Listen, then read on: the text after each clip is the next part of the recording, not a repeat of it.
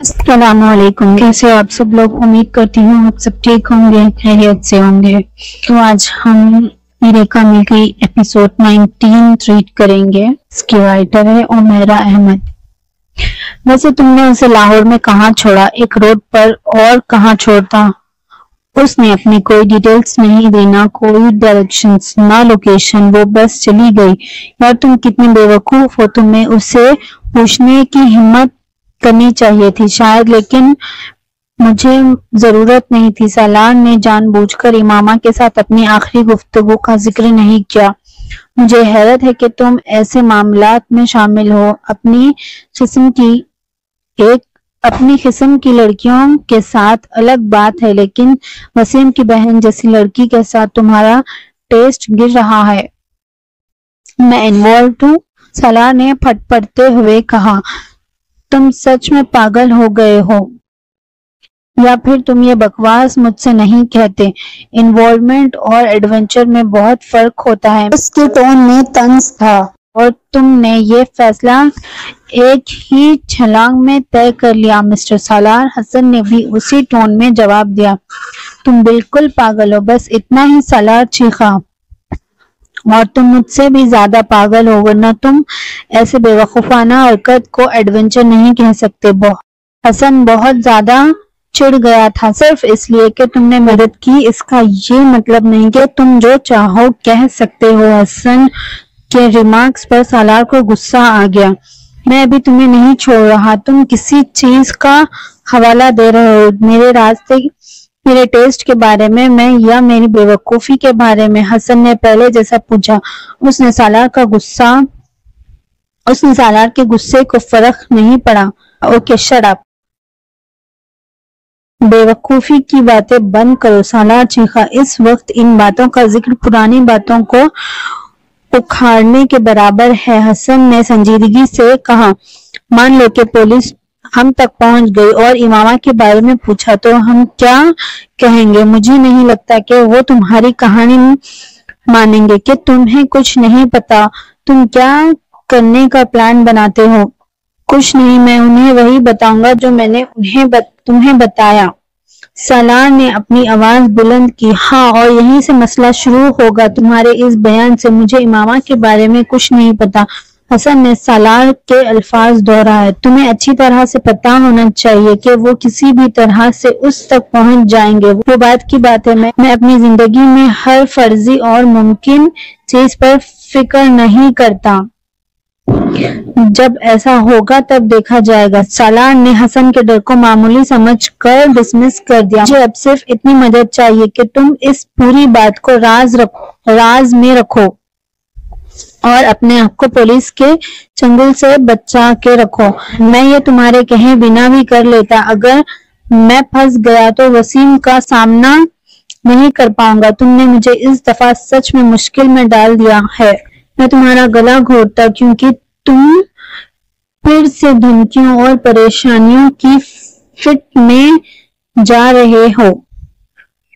تم میرے والد کی طرح بیہیو کر رہے ہو۔ سالار نے اچانک کال ختم کر دی۔ اس کی پیشانیاں شکن سے بھری ہوئی تھی جب پچھلی رات کے واقعات اس کے ذہن میں گھومنے لگے۔ میں کبھی نہیں مان سکتا تھا کہ یہ اتنا نیچے گر سکتا ہے۔ ریڈ لائٹ ایریا، اللہ معاف کرے، ہماری پچھلی 7 نسل میں کسی نے وہاں قدم نہیں رکھا، اور یہ لڑکا، میں نے اس کے لیے کیا نہیں کیا؟ کیا میں نے اسے کسی چیز سے محروم رکھا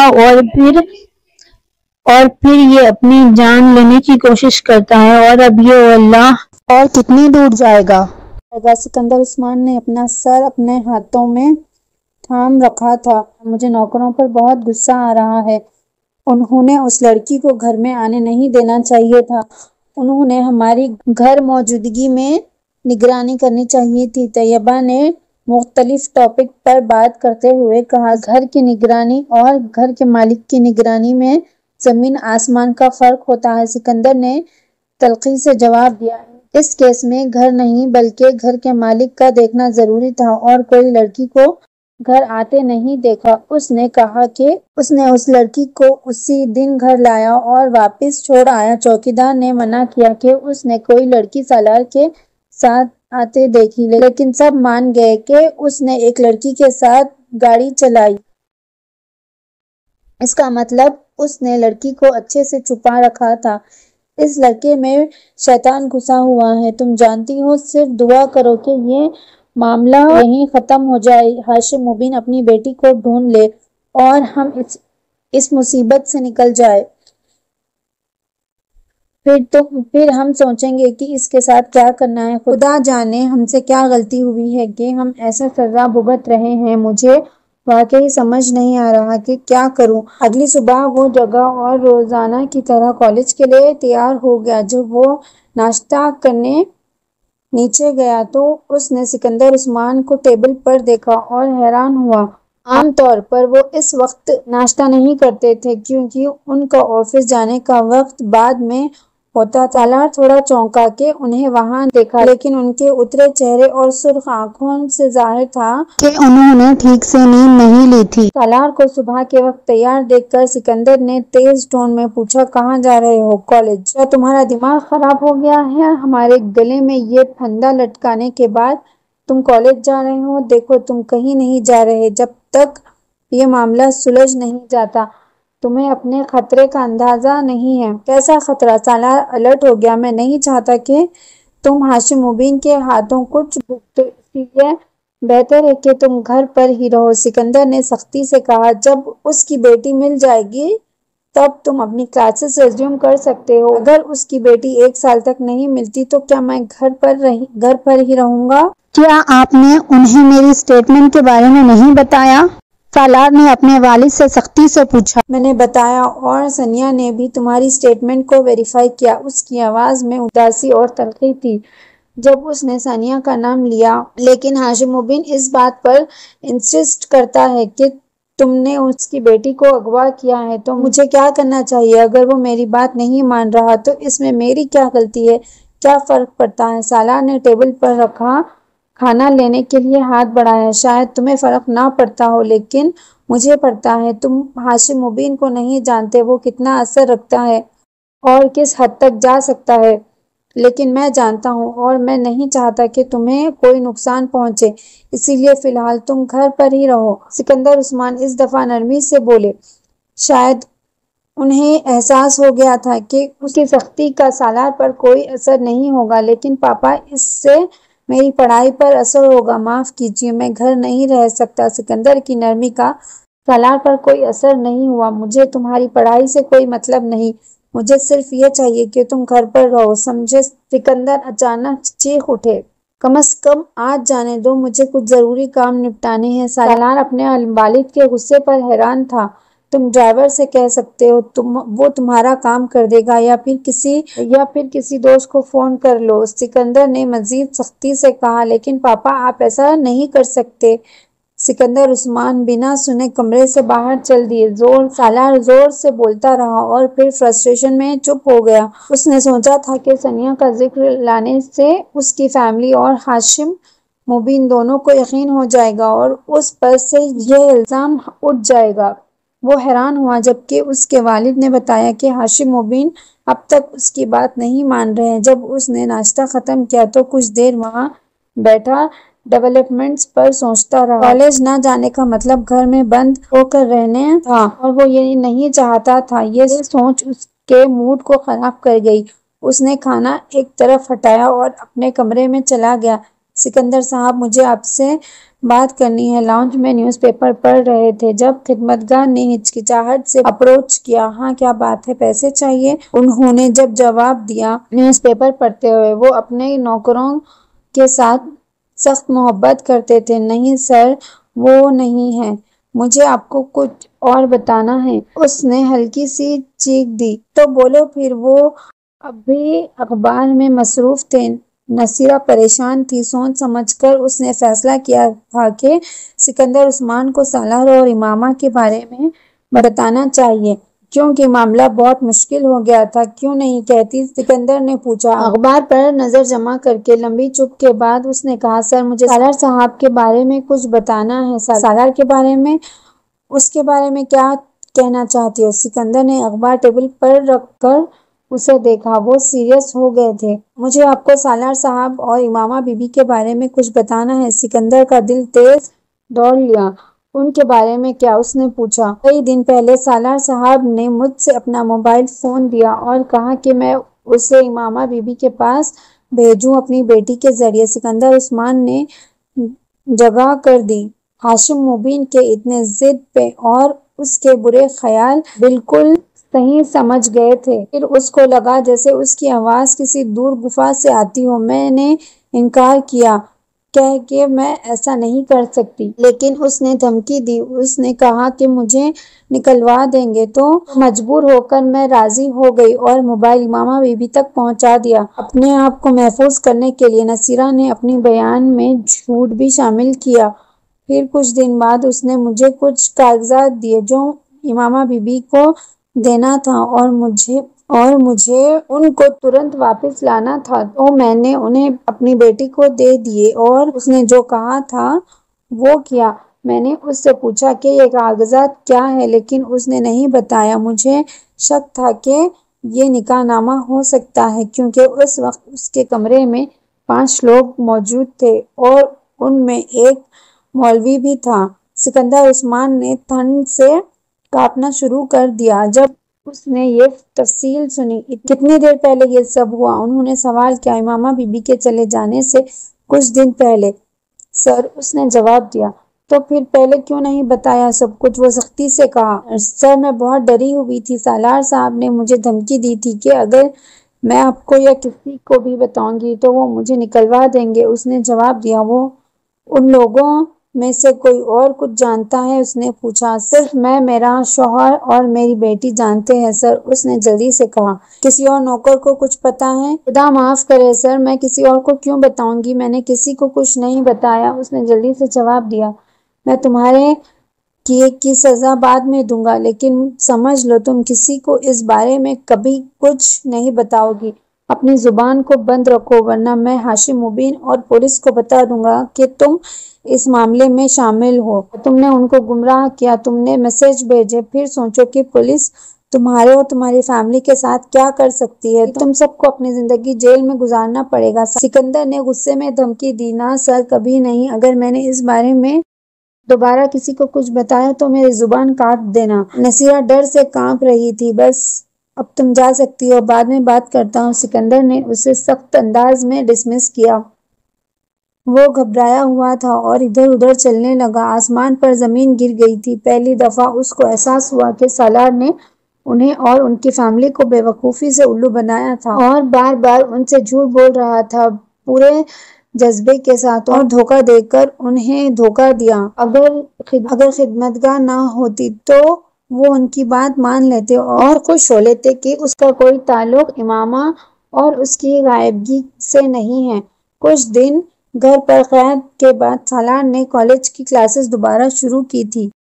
اس کے والد کو پتا تھا کہ سالار پر نظر رکھی جا رہی ہے اور وہ جانتا تھا کہ ہاشم مبین کو یہ سب معلوم ہونے پر کیا ہوگا۔ وہ یہ بھی بہت اچھی طرح جانتا تھا۔ اس کو پہلے سے آرام ملا تھا، لیکن اب اس کی جذباتوں کا پتا تھا کہ وہ کاغذات کے اصل مقصد 5 لوگوں کے موجودگی سالار کے کمرے میں اور سالار اور امامہ کے تعلق کی اہلیت پہلے سے معلوم تھا۔ اس وقت اس کو سالار کو گلے لگا کر مار دینا چاہیے یا گولی مار دینی چاہیے، لیکن اس نے جانا کہ وہ ایسا کچھ نہیں کر سکتا، کیونکہ اس کے بچوں میں اس سے سب سے زیادہ سالار سے محبت تھی۔ اس نے سالار کے جھوٹ سے ایسا دیکھا کہ اس کو لگنے لگا کہ وہ سالار پہ کبھی بھی بھروسہ نہیں کرے گا اور سالار کو اپنے حوالے پہ آدھی رات کے طور پر رکھے گا، جیسے سالار نے ان کے ساتھ کیا تھا۔ اس نے امامہ سے کیسے ملا؟ سکندر عثمان اپنے کمرے میں بے چینی سے ادھر ادھر چلتے ہوئے طیبہ سے پوچھا۔ مجھے کیسے پتا ہوگا؟ وہ بچہ نہیں ہے کہ اسے ادھر ادھر لے جایا جائے، اس نے تھوڑا غصے ہی کے ساتھ جواب دیا۔ میں نے تمہیں بار بار سمجھایا تھا کہ اس پر نظر رکھنی چاہیے، لیکن اگر تم اپنے کام سے وقت نکال سکتی ہو تو یہ ذمہ داری صرف میری نہیں ہے، طیبہ نے اپنے غصے سے کہا۔ آپ بھی اپنی ایکٹیویٹیز پہ کنٹرول رکھیں، ہر چیز کو میرے سر پہ کیوں ڈال رہے ہیں؟ میں تمہیں الزام نہیں لگا رہا ہوں، اور جو بھی ہے اس جھگڑے کو ختم کرو۔ کیا تمہیں پتا ہے کہ یہ ماما کے ساتھ شادی کا کیا مطلب ہے؟ ہاشم مبین کو پتا چلا تو وہ بہت ناراض ہوں گے۔ میں ابھی بھی حیران ہوں سالار نے کیا سمجھ کے یہ سب کیا؟ اس نے ہمارے سماج کی حالت کا کوئی خیال نہیں کیا۔ سکندر اپنی بیوی کے ساتھ بیٹھے تھے، ان کے مسائل کے بارے میں چنتت۔ ابھی ایک پرابلم سے نکلے ہی نہیں اور وہ دوسری سامنے لے آ رہا ہے۔ یہ مسئلہ شاید پچھلے سال شروع ہوا جب اس نے اپنی خودکشی کی کوشش کے بعد اس سے بچایا تھا۔ ہماری بے وقوفی تھی کہ ہم نے دھیان نہیں دیا، ورنہ یہ معاملہ پہلے ہی حل ہو سکتا تھا۔ اور مجھے یقین ہے کہ اس لڑکی نے اپنی مرضی سے اس معاملے میں شامل کیا ہے۔ یہ اتنا آسان نہیں ہوتا کہ کسی کو زبردستی شادی کروایا جائے۔ دیکھو کہ ہاشم مبین سالار پر جو الزام لگا رہے ہیں جیسے ان کی بیٹی بالکل بے گناہ ہے۔ طیبہ پھر سے گرم ہو گئی۔ جو بھی ہو یہ ہمارے بیٹے کی غلطی، اگر اس کے کام نہیں ہوتے تو وہ اس مصیبت میں نہیں ہوتا۔ سکندر نے سیدھا کہا، اب تمہیں اس کا حل نکالنا ہوگا۔ طیبہ نے کہا، اتنا برا نہیں ہے جیسے تم سوچتی ہو۔ طیبہ نے کہا، پولیس یا ہاشم مبین کے پاس اب تک کوئی ثبوت نہیں ہے کہ سالار کو گرفتار کرنے کے لیے، اور ثبوت کے بغیر وہ کچھ نہیں کر سکتے۔ تم نے سوچا ہے کہ جب ان کو ثبوت مل جائیں تو کیا ہوگا اس کے بعد؟ سکندر عثمان نے جواب دیا، تم تو کہہ رہے ہو کہ یہ سب ہو سکتا ہے، لیکن اب تک کچھ نہیں ہوا، اور وہ ہو سکتا ہے اور ہو سکتا ہے کہ کبھی نہ ہو بھی۔ سکندر اس پر سوچ رہے تھے، اگر اس نے اتنے تک ہمیں دھوکہ دیا ہے تو شاید اس کا دوسرا دھوکہ یہ بھی ہو کہ وہ اب اس لڑکی سے رابطہ نہ رکھے، شاید وہ اس سے رابطہ رکھے، شاید۔ تو پھر ہم کیا کریں گے؟ اگر میں اس سے بات کرتا ہوں تو وہ میرے سے جھوٹ بولتا رہے گا، وہ ایک بڑا جھوٹا ہے۔ سکندر کی آواز میں نفرت تھی۔ ابھی اس کے BBA کمپلیٹ کرنے میں کچھ مہینے ہیں، پھر میں اسے باہر بھیج دوں گا، کم از کم ہاشم مبین کے الزام سے بچنے کے لیے۔ سکندر نے سگریٹ پینا شروع کیا، مگر تم پھول رہے ہو کچھ سکندر، طیبہ نے ٹھنڈی آواز میں کہا۔ تھوڑی دیر چپ کے بعد، وہ کیا ہے؟ سکندر نے جلدی سے سوال کیا۔ سالار کی چھپی شادی ماما سے، اس کے بارے میں جو بھی کرنا ہے وہ تمہیں کرنا ہوگا، طیبہ نے سیریس ہو کے کہا۔ اور کیا کر سکتے ہیں اس کے علاوہ کہ اسے طلاق کی درخواست کرے؟ سکندر نے فینالٹی کے ساتھ کہا۔ جب وہ شادی ہی نہیں مان رہا تو کیا وہ طلاق مانے گا؟ جب میں اسے ثبوت دکھاؤں گا تو اس کے پاس کوئی اور راستہ نہیں ہوگا کہ وہ اس کو مان لے، اور اگر وہ مان لیتا ہے کہ اس نے اس سے شادی کی ہے لیکن طلاق نہیں دینا چاہتا، پھر ہمیں کوئی راستہ نکالنا ہوگا، چاہے وہ خود طلاق دے یا ہم اس سے مجبور کریں۔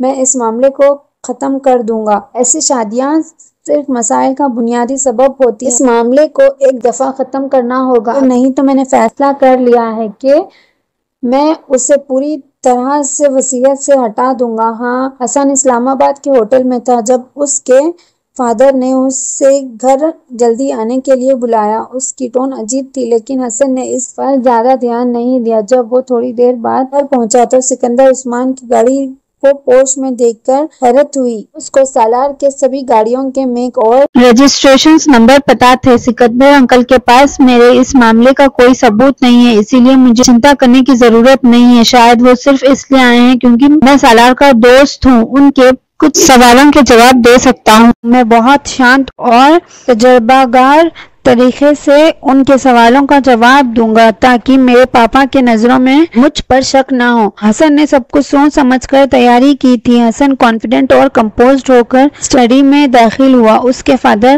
قاسم فاروقی اور سکندر کافی پی رہے تھے۔ حسن نے دیکھا کہ ان کے چہرے پر عجیب سی پریشانی اور سیریسنس تھی۔ انکل سکندر، کیسے ہیں آپ؟ آپ نے بہت ٹائم بعد ہمارے گھر آنے کا فیصلہ کیا ہے۔ حسن نے خوشی سے بھرا سلام کیا۔